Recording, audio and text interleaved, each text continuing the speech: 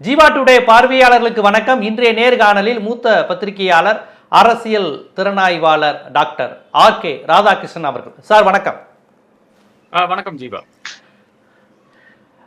Karur CBI இப்போ censor board விஜயனுடைய டெல்லி பயணம் எல்லாத்தையும் ஒரே புள்ளியில் இணைத்து இது தேர்தல் கூட்டணி கணக்கா அரசியல் கணக்கா மாறுங்கிறாங்க. விஜய் எல்லோரையும் வர வச்சு தான் பார்ப்பாரு, ஆனால் டெல்லிக்கு கூட்டி போகிறாங்க. இவங்க நினச்சா சென்னையிலேயே சிபிஐ பார்க்க வைக்கலாம், கரூர் கோயம்புத்தூர் இந்த மாதிரியான இடங்களில் கூட சிபிஐ அலுவலகங்களை பார்க்க வைக்கலாம். ஆனால் டெல்லிக்கு கூப்பிட்டுருக்காங்க. என்ன நடக்கும்? பாஜகவின் கைப்பிள்ளை செல்லப்பிள்ளைங்கிற விமர்சனம் விஜய் மீது இருக்குது. இந்த நிலையில் பாஜக இவரை பயன்படுத்துமா, மிரட்டுமா, என்ன அடிப்படையில் கூப்பிட்டுருக்கு, இதை எப்படி பார்க்கலாம்? உங்களுடைய டெல்லி சோர்ஸ் என்ன சொல்லுது?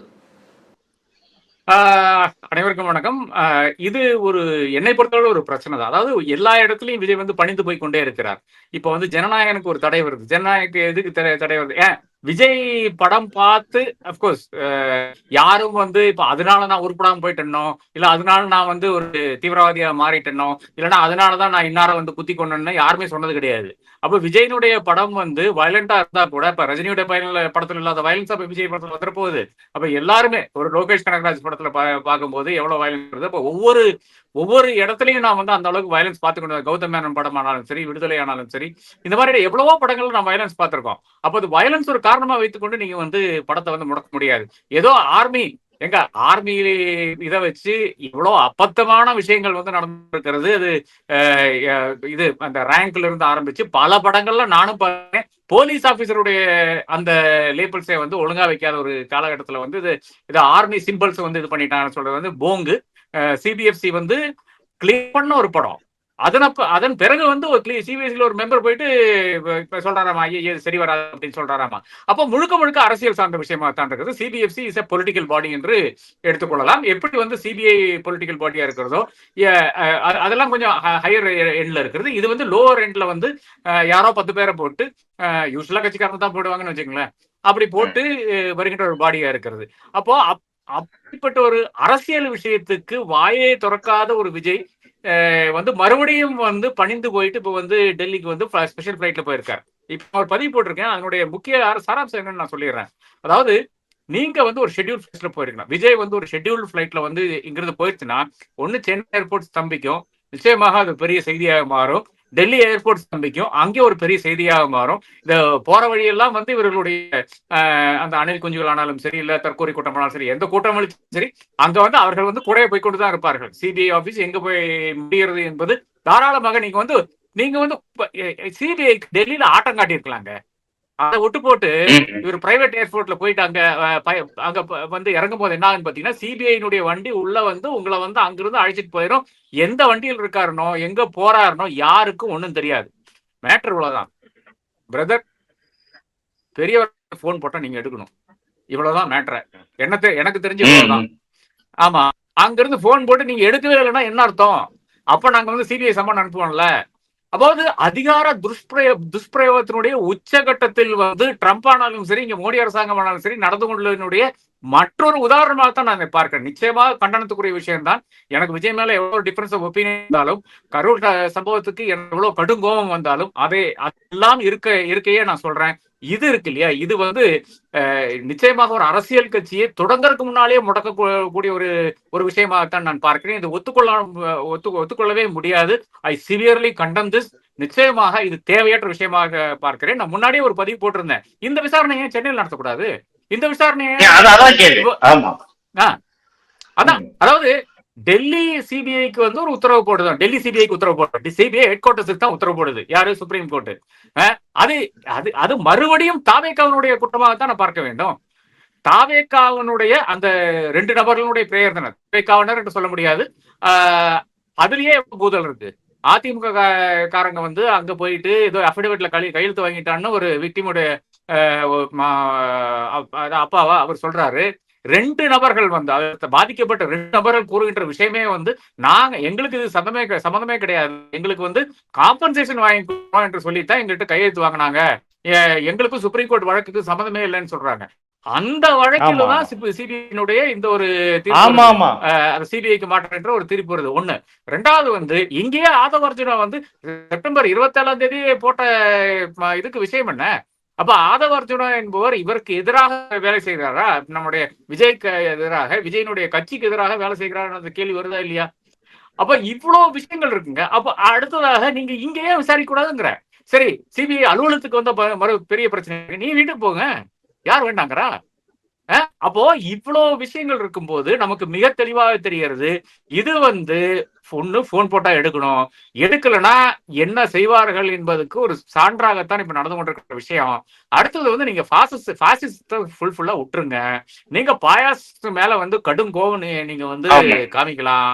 நீங்க பாசிஸ்ட் மேல ஏதாச்சும் நீங்க சொன்னீங்கன்னா பயங்கர பிரச்சனை ஆயிரும் என்பதற்கு மறுபடியும் ஒரு உதாரணமா இருக்கிறது இந்த நிகழ்வு. இன்றைக்கு ஏன்னா ஒரு ஒரு ஒரு ஃபன்னியா பதிவு போட்டிருந்தேன். ஏன் 7 மணி நேரம் லேட்டா போக வேண்டியதானே? 11 மணிக்கு வரேன்னு சொல்லிட்டு நீங்க போக வேண்டியது தைரியம் இருக்கா? உடனே போறீங்க, உடனே ஓடுறீங்க. ஆமா, அவன் கூப்பிடலாம், நீங்க போய் நிக்கிறீங்களே. 7 மணிக்கே கிளம்பிட்டீங்களே, அப்ப நேத்து நைட்டு தூங்கலாம்னு நினைக்கிறேன். இல்ல, ஆனா நீங்க சொன்னப்பா அதான் இது ஏன் வேலைக்கு ஆகுதுன்னு வேற ஒண்ணும் கிடையாது. இந்த பயம் இருக்க கூடாதுங்க. ஒரு அரசியல் தலைவனுக்கு இந்த பயம் இருக்க கூடாது. பாத்துக்கலாம், நீ என்ன பண்ணுவ, என்ன if you are going to kill me, அதுக்கு ஒரு பெரிய விலை கொடுக்க வேண்டும் என்று அவர்கள் உணர வேண்டாமா? உணர்த்தனீங்களா? கிடையாது. இல்ல, அதிகாரத்துக்கு வரணுங்கிற அந்த ஒரே ஒரு இதுதானே. ஜில் ஜில் வந்து உட்கார்ந்துடலாமா? நீ என்ன வாரிசா? முடியாது. வாரிசுனா உட்காரல, இல்லைன்னா முடியாதுப்பா. இல்ல, இப்ப நம்ம கவனிக்க வேண்டியது, இவர் இப்போ 7 மணி நேரம் லேட்டு, இப்போ உடனே சீக்கிரம் போறாருங்கிற விஷயம்லாம் ஒரு புறம் இருந்தாலும், சிபிஐயிடம் ஏற்கனவே இவருடைய இந்த பஸ்ஸுடைய சிசிடிவி ஃபுட்டேஜ் எல்லாம் சிக்கிருச்சுன்னு மாதிரி சொன்னாங்கல்லப்பா. அப்போ வெயிட் பண்ணுது பிஜேபி. சிசிடிவி ஃபுட்டேஜ் இருக்குது, உன் பஸ் பற்றி டீட்டெயில் இருக்குது, நீ ஷூட்டிங் நடத்தினியா இல்லைங்கிற டீட்டெயிலாம் தெரிஞ்சிருக்கு. ஏன்னா வேகமாக தமிழ்நாடு அரசு ஹியரிங்கிலேருந்து சிபிஐக்கு விசாரணை மாறினப்போ நன்றின்னு சொன்னாங்க விஜய், ஆதவ அர்ஜுனா எல்லாருமே. அப்போ அந்த நன்றின்னு சொன்னதுக்கு அப்போ சிசிடிவி ஃபுட்டேஜ் வெயிட்டிங்கில் இருக்குன்னு அர்த்தமா? இல்லை உண்மையிலே சிசிடிவி ஃபுட்டேஜை இது பண்ணலையா? இப்போ வரையும் அதை சீஸ் பண்ணாமல் வச்சுருப்பாங்களா? அதாவது சிசிடிவி இத்தனை நாள் இருக்கிறதுக்கு வாய்ப்பே கிடையாது, அழிச்சிருப்பாங்க. ஆனா அதுக்கு முன்னால எனக்கு தெரிஞ்ச அளவுக்கு கரூர்லயே பண்ணிருக்காங்கன்னு நினைக்கிறேன். அது காப்பி எடுத்திருக்காங்கன்னு நினைக்கிறேன். அப்போ அதை நீங்க ஒரு ப்ரூஃபா யூஸ் பண்ண முடியுமான்னு பாத்தீங்கன்னா, இன்னைக்கு என்னை பொறுத்தவரை இயலாத நிலைதான் இருக்கிறது. ஏனென்றால் அது எங்கிருந்து வந்து இருக்கும், அதனால அது முடியாது. சோ அது ஒரு பக்கம். ரெண்டாவது, இது என்னை பொறுத்தவரை இப்போ ஒரு ஒரு ஒரு law and order point of வியூல இருந்து தாவேக்கா யோசிக்க ஆரம்பிச்சிருக்காங்க கேட்டா என்னை பொறுத்தளவு கிடையாது, இல்லைன்னு நான் கருதுகிறேன். அப்போ ஒரு கட்டம் வரை, அதாவது அட்லீஸ்ட் ஒரு 2 வாரம் வரை, இல்லை 1 வாரம் வரை நிச்சயமாக அந்த சிசிடிவி காட்சிகள் அங்கேயே இருந்திருக்கும், வண்டியிலே இருந்திருக்கும். அப்போ பிஜேபி அதுக்கு முன்னால அதை ஆக்சஸ் பண்ணுச்சா இல்லையான்னு நமக்கு தெரியாது. பிஜேபினா அவருடைய அந்த மொத்தமா இருக்கிற பாக்கி இருக்கின்ற கூட்டணி கட்சிகள் இருக்கு இல்லையா, சிபிஐ, இடி, சென்சார் போர்டு கூட எடுத்துக்கலாம். இவர்கள்லாம் அதை ஆக்சஸ் பண்ணாங்களா இல்லையான்னு தெரியாது. முக்கியமான கேள்வி தான், எந்த தருணத்தில் யார் இந்த சார்ஜ் வைக்க போறாங்க? என்ன சார்ஜ்? நீங்க இது செய்தது ஜனநாயகம் படப்பிடிப்புக்காக செய்தீர்கள் என்று அந்த ஒரு விஷயத்தை யார் எப்போ அந்த சார்ஜ் வைக்க போறான்னு நமக்கு தெரியல. அது யார் வைத்தாலும் அதற்கான சான்று தேவைப்படுகிறது. அந்த சான்றை எனக்கு தெரிஞ்சு நிச்சயமாக திமுக இருக்கும், நிச்சயமாக அதாவது ஆக்சஸ் பண்ணியிருந்தாங்கன்னா நிச்சயமாக திமுக இருக்கும், பாஜக இருக்கும், வேற யார்கிட்டையும் இருக்கிறதுக்கு வாய்ப்பு இல்லை. இப்போ அதை ஒன்றை வச்சு அவங்க மிரட்டலாம். இப்போ ஏன்னா அந்த சிசிடிவி ஃபுட்டேஜில் இவர் ஒரு கேமராலாம் வச்சுருந்தது உண்மை என்று நிரூபிக்கப்பட்டால், ஏன்னா இதுவரையும் அப்படி ஒரு விமர்சனம் சொல்லப்படுது, அவர் தாமதமாக வந்ததுக்கு, லைட்டு போட்டு ஆஃப் பண்ணது, கூட்டத்தை அதிகரிக்கணும்னு செயற்கையாக கூட்டத்தை அதிகரித்து காமிக்கணும்னு நினைத்தது, இது எல்லாமே ஒரு சினிமா ஷூட்டிங்கிற ஒரு விமர்சனம் வேற இருக்குது. அது அவர் செய்திருந்தார் என்றால் அது கிட்டத்தட்ட இவர் மீது ஒரு அக்யூஸ்ட் 1ங்கிற லெவலுக்கு கூட வருங்கிற மாதிரியான சட்ட ரீதியாக சொல்கிறாங்க. ஸோ அந்த ஃபுட்டேஜ் அதை வைத்து பாஜக மிரட்ட வாய்ப்பு இருக்கு இல்லையா? ஆமாங்க, டெஃபினட்டா. இல்லைன்னா எதுக்கு கேஸ்ன்னு கேட்குறேன். எதுக்கு ஜனநாயக தடை, எதுக்கு கேஸ்? இவ்வளவுதான் கேள்வியே. இப்ப பராசக்தியில அதை விட மோசமான டயலாக் இருக்குது. ஹிந்தி சில இடங்கள்ல வருது அங்க. அப்போ எல்லா இடத்துலயும் ஹிந்தி பீட் பண்ணல, ஹிந்தி மேல அதெல்லாம் இருக்கு, அதெல்லாம் அதே மாதிரி அண்ணா பேசிக்கிட்டு தீ பரவட்டும்ங்கிறது நீதி பரவட்டும் மாத்திட்டாங்க. அப்கோர்ஸ் அது அபத்தமான விஷயம். பட் என்னை பொறுத்தவரை படம் பார்த்த பிறகு நிச்சயமாக நமக்கு தெரியக்கூடிய விஷயம் என்னன்னு பாத்தீங்கன்னா, ஓரளவுக்கு அந்த ஆன்டி ஹிந்தி சென்டிமெண்ட் என்பது பில்ட் பண்ண பாக்குறார்கள் என்று மிக தெளிவாக தெரியுது. அப்ப ஆமா அந்த ஆமா ஒரு படம், ஆமா அந்த படத்தை எப்படி விட்டாங்க அப்புறம்? அந்த படத்துல இல்லாத விஷயம் ஒண்ணும் இந்த படத்துல கிடையாதுங்க. இது வந்து ஆமா ஆமா என்னோட ஆமா கேசரியோட ரீமேக் தானே இதுல இது? ஆமா ஆமா அது அது அங்க ரொம்ப பாலையாவுடைய சராசரி மாமூல் கமர்ஷியல் படம் தானே அது. ஆமா ஆமா. சோ அப்ப இது ஃபுல் அண்ட் ஃபுல் அரசியல் தானுங்க இதுல. வேற ஒண்ணுமே கிடையாது. அந்த படத்தை தடை செய்ததும் அரசியல் தான். இவரை டெல்லிக்கு அழைக்கிறதும் அரசியல் தான். தாராளமாக இதுக்குள்ளால வந்து முழுக்க முழுக்க இன்வெஸ்டிகேட் முடிச்சிருக்கலாம். நீங்க வந்து ஏற்கனவே ஆதவ அர்ஜுனாவை கூப்பிட்டீங்க, அந்த புசி ஆனந்த கூப்பிட்டீங்க, பாக்கி இருக்கின்ற சிடிஆர் நிர்மல்குமார் கூப்பிட்டீங்க. அவர்களிடம் கிடைக்காத தகவல் ஒன்றும் விஜய்கிட்ட உங்களுக்கு கிடைக்க போறது கிடையாது. ஏன்னா அவருக்கு ஒன்றும் தெரியாது. அவர் இஸ் நாட் ஆர்கனைசருங்க. அவர் வந்து ஸ்டார் தானே. அப்கோர்ஸ் தலைவர் பொறுப்பு அவர்கிட்ட தான்ன்றது மறக்க முடியும், யாருனாலையும் மறக்க முடியாது. அப்படி இருக்கின்ற ஒரு சூழ்நிலையில வந்து எதுக்காக அவரை விசாரிக்கணும்ன்றது கேள்வி இருக்கு இல்லையா? நான் வந்து சொன்னேனே, உங்ககிட்டயே சொன்னேன், அவரை வந்து விழிக்க போறாங்க, அவருடைய செல்போனை வந்து எடுக்க போறாங்கன்னு சொன்னேன் இல்லையா? ஆமா ஆமா இது ரெண்டு ஒன்றரை மாசத்துக்கு முன்னாடி நியூஸ் 18லயும் சொன்னீங்க, என் பேட்டிலையும் நம்ம ஜீவா டுடேலையும் சொன்னீங்க. அதுக்கு முதல் நாள் நியூஸ் 18 சொல்ல அதிகாரத்துல நீ சொன்னீங்க அதே வார்த்தை சொன்னீங்க, போன் சிக்கிருச்சு அப்படின்னீங்க. ஆமா ஆமா. போன் எடுத்தாங்கன்னா நீங்க வந்து ஐபோனா இருந்தா கூட நீங்க அதை ஓபன் பண்ணி கொடுத்துட்டீங்கன்னா, ஏங்க இப்ப வந்து உங்க மூஞ்சியில காமிச்சா ஓபன் ஆக போகுது, உட்கார்ந்து எடுத்து பாப்பானுங்கல்ல என்ன இருக்குன்ட்டு.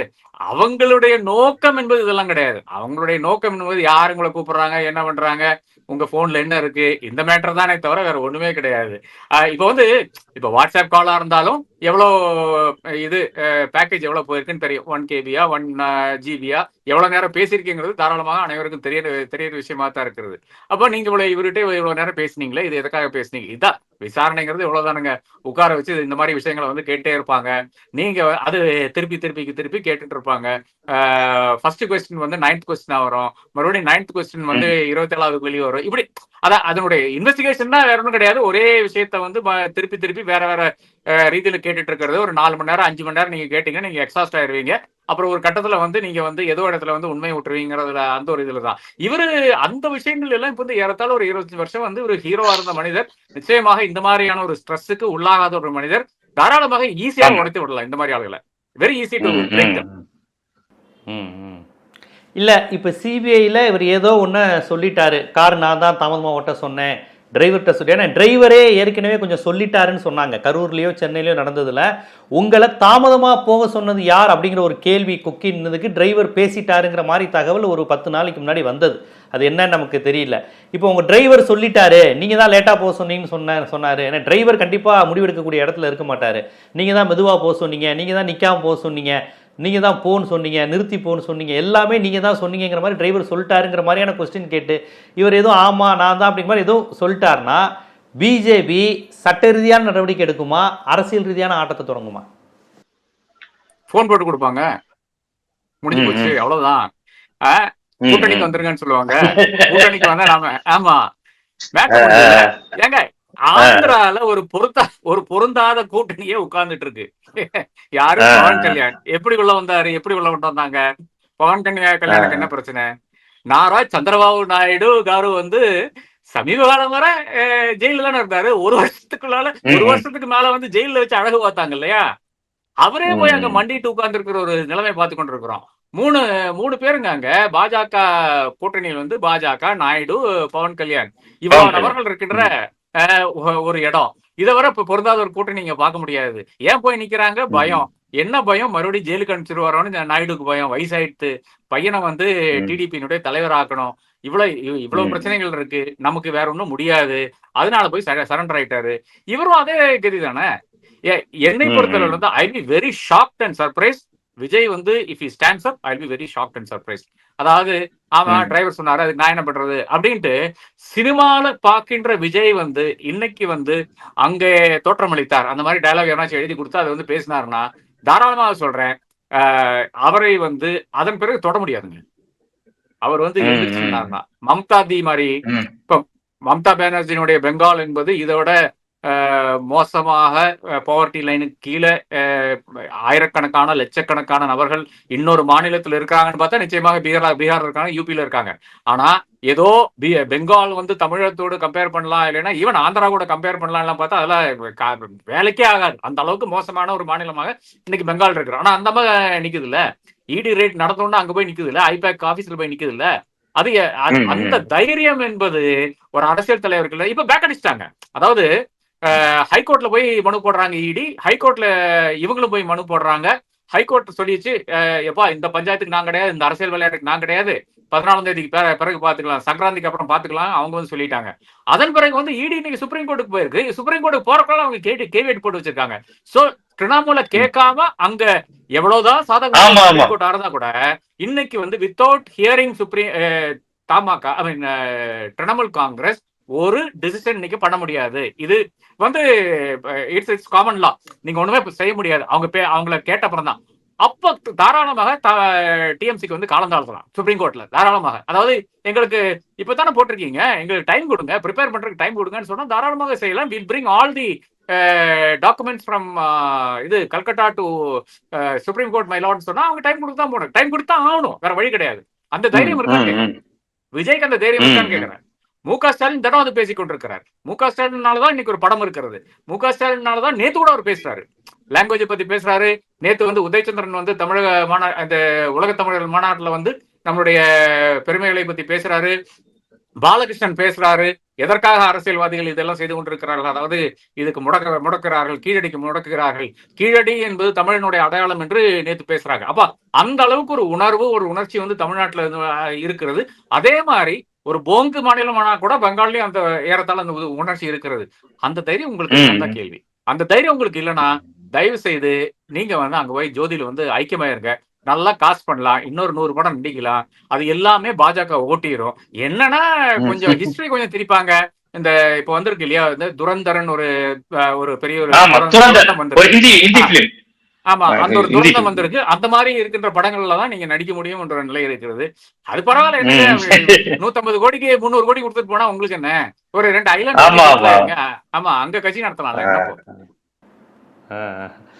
கண்டிப்பா சிபிஐ விசாரணை, அதற்கு பின்னால் உள்ள அரசியல் காரணங்கள், விஜயினுடைய இயல்பு அரசியலுக்கு உகந்ததா, டெல்லியை எதிர்த்து சமராடுகின்ற அந்த ஒரு ஆளுமையாக அவர் இருப்பாரா, மம்தா போல், ஸ்டாலின் போல் இதர அரசியல் தலைவர்களுக்கான குணம் அவரிடம் இருக்கிறதா போன்ற பல்வேறு விஷயங்களில் டெல்லியிலிருந்து களத்திலிருந்தே ஸ்பாட் ரிப்போர்ட்டாக சொல்கிறீங்க. கண்டிப்பாக வழமை போல் உங்களுடைய அரசியல் பகுப்பாய்வு, தேர்தல் குறித்த நுட்பமான பார்வைகள், இதை எப்படி அணுகணும், எப்படி பார்க்கணுங்கிறத ஒரு சீனியர் ஜேர்னலிஸ்ட்டாக ரொம்ப விரிவாகவே மக்களுக்கு எடுத்துரைச்சிங்க. நன்றி. நன்றி.